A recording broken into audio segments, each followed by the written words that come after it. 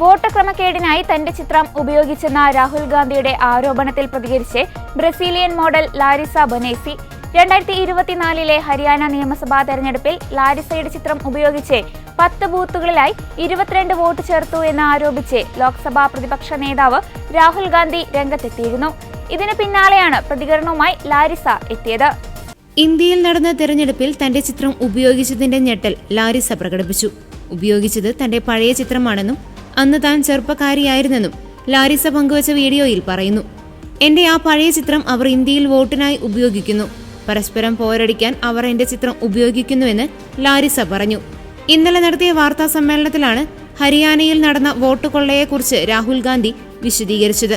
Sweety, Saraswati, Seema എന്നിങ്ങനെ വ്യത്യസ്ത പേരുകളിലായി 22 ഇടങ്ങളിലായാണ് ലാരിസയുടെ ചിത്രം ഉപയോഗിക്കപ്പെട്ടത്.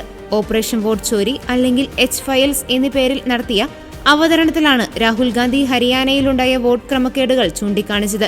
കഴിഞ്ഞ മാസങ്ങളിൽ കർണാടകയിലെയും മഹാരാഷ്ട്രയിലെയും ചില മണ്ഡലങ്ങളിലെ വോട്ട് കൊള്ളയായിരുന്നു രാഹുൽ ഉന്നയിച്ചിരുന്നത്.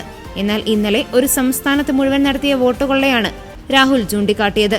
പ്രധാനമന്ത്രി നരേന്ദ്രമോദി, കേന്ദ്ര ആഭ്യന്തരമന്ത്രി അമിത്ഷാ, മുഖ്യ തെരഞ്ഞെടുപ്പ് കമ്മീഷണർ ഗ്വാനേഷ് കുമാർ എന്നിവരെ പേരെടുത്ത് പറഞ്ഞ് ഇവർ ഒത്തുചേർന്നുള്ള തട്ടിപ്പാണിതെന്ന് രാഹുൽ ആരോപിച്ചു.